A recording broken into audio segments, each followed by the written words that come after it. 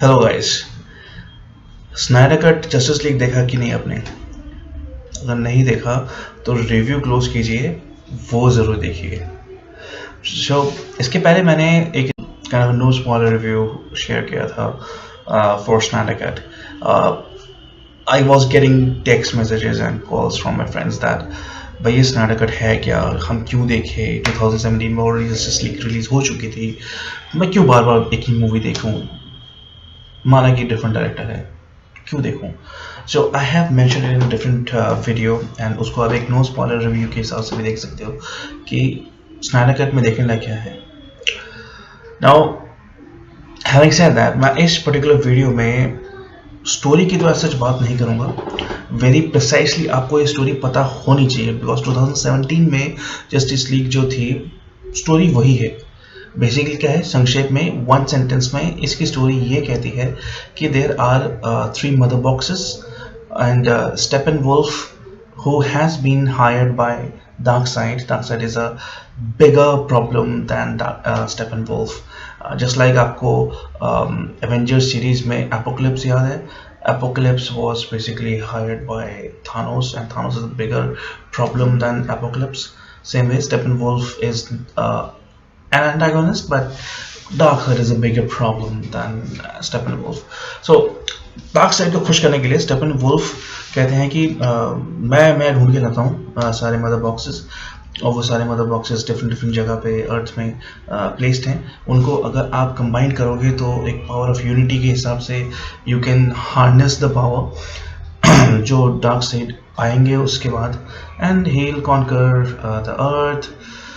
ऐसे उन्होंने कहा है कि ऐसे 10,000 वर्ल्ड्स उन्होंने कंज्यूम कर रखा है, and the next is earth.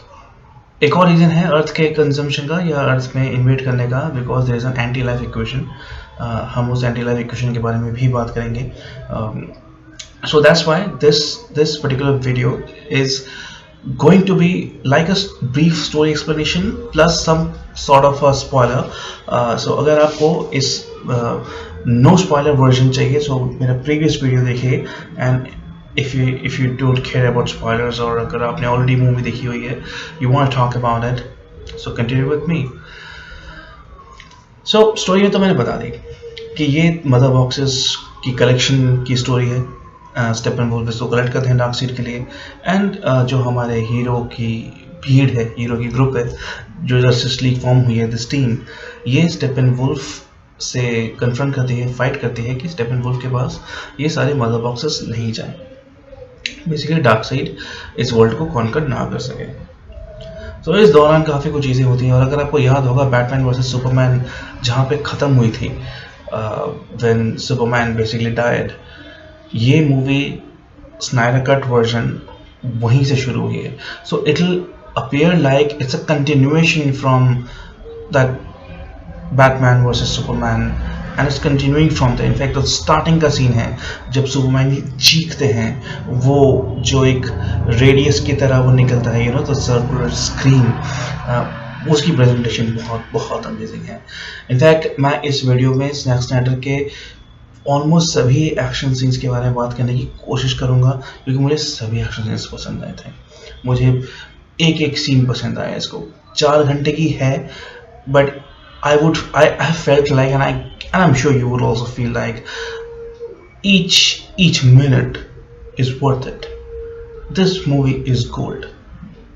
मैंने मूवी ऑलमोस्ट 4-5 बार देख रखी है जब से स्नाइडर कट रिलीज हुआ है, and I'm loving it. Especially the last 1 hour. Last 1 hour का जो फाइट सीक्वेंस है, oh my god, amazing, amazing. मैंने इनफैक्ट एक स्नैपशॉट लेके अपने इंस्टाग्राम स्टोरीज पे भी शेयर किया था। I've loved it. I've really loved it. Each and every characters justice हुआ है उसके साथ। थिएट्रिकल वर्जन में जैसे मैंने कहा था पहले कि साइबोर्ग और फ्लैश को उतना यूटिलाइज नहीं किया गया था, यहाँ पे you would realize that Cyborg is the heart and soul of the movie. I mean, Superman is the most powerful, yes, but क्या वो मशीन की पावर को हार्नेस कर सकते हैं? नहीं। Batman may be the super rich and he has the power of money, but क्या वो स्टेपनवुल्फ से लड़ सकते हैं? नहीं। स्टेपनवुल्फ से लड़ने के लिए वंडर वुमन और एक्वामैन ने जी तोड़ कोशिश की एंड काफ़ी हद तक सफल भी हुए थे, but they didn't give up. या स्टेपनवुल्फ से लड़ते लड़ते बहुत कोशिश करी, मुकी खाई, बहुत कोशिश करी। So that scene was good.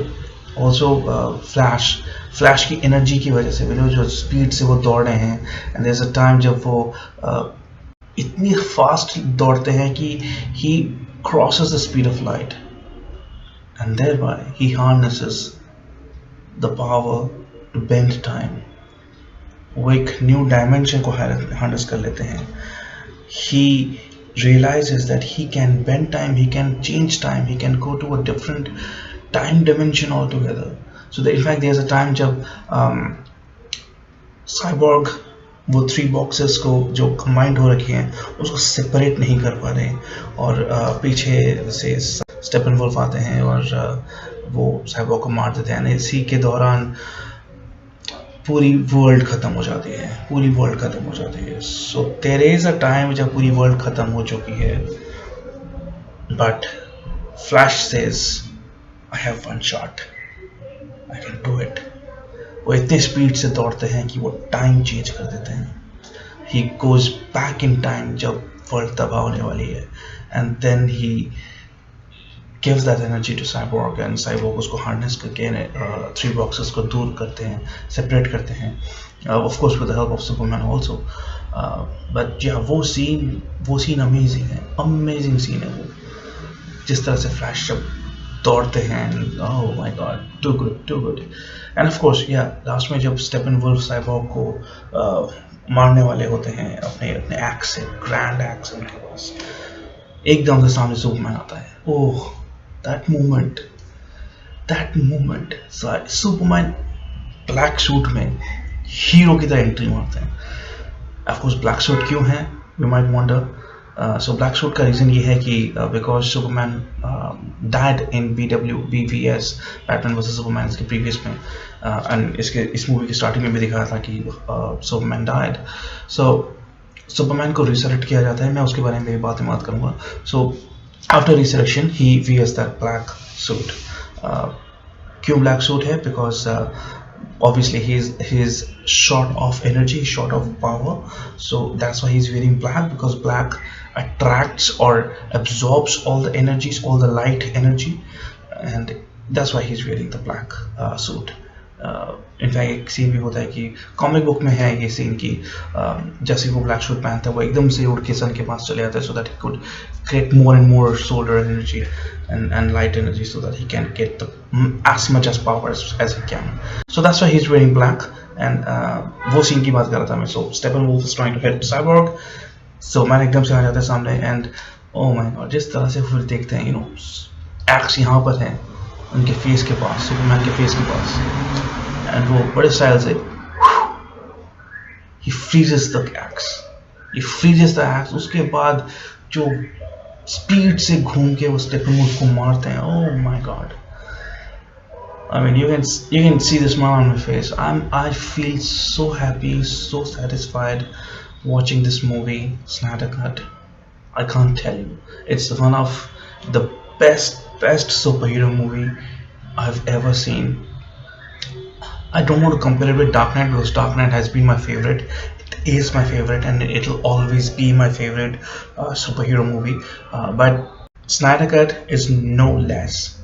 Snyder Cut भी मुझे बहुत पसंद आया in terms of the treatment, in terms of the execution. और भी रीजन से मुझे Dark Knight पसंद है, because of the storyline and all. I'm not going out there, but मैं सिर्फ एक्सिक्यूशन की बात करूँ, सिर्फ डायरेक्शन की बात करूँ, सिर्फ फोटोग्राफी की बात करूँ, सिर्फ कैमरा वर्क की बात करूँ, सिर्फ लाइट्स की बात करूँ, इनफैक्ट बैकग्राउंड म्यूजिक की भी बात करूँ. इनफैक्ट एक सीन है जहाँ पे वंडर वुमन की एंट्री होती है. ये you remember the bank heist scene, जहाँ पे बच्चों को काफ़ी लोगों को बच्चों के साथ एक जगह हॉस्टेज बना के रखा हुआ है, and the terrorist group out there switches on the time bomb, जो कि लेस देन 1 मिनट का टाइम है. काउंटडाउन स्टार्ट हो रहा है 59, 58, 57, एंड वहाँ पे दिखा दें कि उस छत पे एक स्टैचू के पास वंडर वुमन खड़ी है वहाँ पे. सो उनको जब दिखा रहे हैं, कैमरा घूम रहा है, एक बैकग्राउंड म्यूजिक बज रहा है, that background music enhances the power, enhances the overall feel of it. और फिर जब उनकी फाइट सीक्वेंस होती है, जब वो एकदम तोड़ के आते दरवाजे, oh, one of the best fighting sequence of Wonder Woman. बहुत मजा आता है वो देख के, अमेजिंग सीन। ठीक ऐसे ही एक और ऐसा सीन है जहाँ पे जैसे मैंने कहा था बॉक्सेस की बात हो रही थी। सो एक बॉक्स अमेजॉन वॉरियर्स के पास है थेमिस्केरा में। So Amazon warriors, Diana Prince, Wonder Woman, so उनके जो रेस है, उनकी जो वॉरियर रेस है, वॉरियर क्लैन है, उनके पास एक बॉक्स है। सो जब वो बॉक्स लेने स्टेपनवुल्फ आते हैं, सो किस तरह से ये अमेजॉन वॉरियर्स उस बॉक्स को प्रोटेक्ट करते हैं from Steppenwolf. That fight sequence is amazing, amazing, oh my god, कैसे कैसे वो फाइट सीक्वेंस कोरियोग्राफ किया गया है, वो डायरेक्ट किया गया है, wow wow. And most importantly Steppenwolf himself, theatrical version में I am sure you would feel, you would agree to this fact that Steppenwolf को देख के वो डर महसूस नहीं हुआ था, लगा था ये कौन है। आई मीन स्टेपनवुल्फ को लड़ने के लिए एक सुपर हीरो की टीम की क्या जरूरत है। I mean he didn't look overwhelming to me. He didn't look that dangerous to me in the theatrical version. But in Snyder Cut, yeah, it does. It does. In fact, एक scene है जहाँ पे उनको बहुत सारे arrows, तीर चुभे गए हैं और फिर बिना हाथ लगाए जैसे फ्लेक्स करते हैं और वो तीर एकदम से गिर जाते हैं। That shows कितने dangerous है स्टेपनवुल्फ। So, ये सब चीज़ें theatrical version में नहीं थी। And you would wonder that इतने अच्छे सीन्स को, ऐसे बहुत सारे सीन्स हैं, इतने अच्छे सीन्स को क्यों थिएट्रिकल वर्जन में नहीं लिया गया। I don't know why, but I'm happy Zack Snyder decided present what he wanted, present what he planned for, and this is a victory of the audience. This is a victory for Zack Snyder. I guess everyone, even Warner Brothers, जो DC universe, cinematic universe खत्म हो रहा था, I think the DC universe can now rise back. He has we see option in Zack Snyder.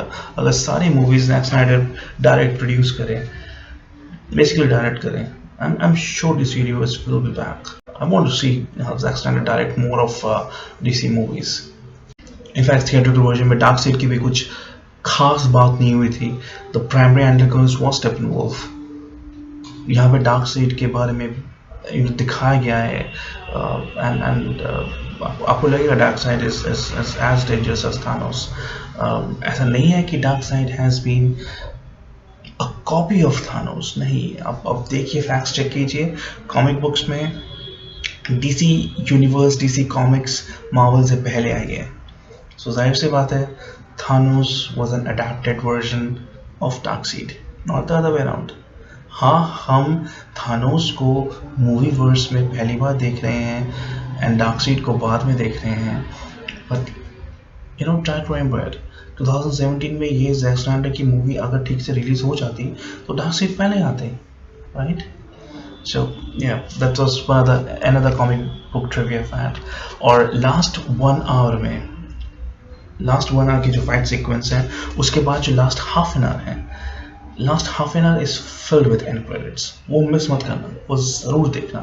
वो each and credit आपको हर एक character की, हर एक सुपर हीरो की एक spin off parallel story, solo series, solo movie की hint देती है। और एक और कैरेक्टर का इंट्रोडक्शन वो है यहाँ पे मार्शियन मैनहंटर। मार्शियन मैनहंटर, अगर किसी ने कॉमिक बुक्स पढ़ी है, अगर किसी ने एनिमेशन वाली जस्टिस लीग देखी है, तो उसको पता होगा मार्शियन मैनहंटर कितना इंपॉर्टेंट है। सो या ग्रीन लैंटर्न अभी तक इंट्रोड्यूस नहीं हुआ है, बट आई एम हैप्पी कि एटलीस्ट मार्शियन मैनहंटर तो हुआ है। और जो लास्ट सीन है कि जब Bruce Wayne is telling Alfred Pennyworth that जहाँ पे एक टेबल लगा हो जहाँ पे 6 सीट्स होंगी, and Wonder Woman says that there has to be space for more. That shows Justice League में सिर्फ 6 लोग नहीं, और भी लोग आ सकते हैं। सो माय फ्रेंड्स, स्टोरी के बारे में और क्या बताऊं, that was a story. In fact 2017 की जस्टिस लीग अगर आपने देखी है, so it's pretty much the same story, but the execution is mind blowing. So Jack Snyder की ये आप ज़रूर देखिए, ज़रूर देखिए। If you are a comic book fan, if you are a super hero fan, अगर आपको इस तरह की एक्शन मूवीज पसंद है, believe me, this is a gem of a movie. Investing on this movie will be a treasure for life. Take care, cheers. और बताइए मैं और किस मूवी और सीरीज के बारे में बात करूंगा। Take care, good bye.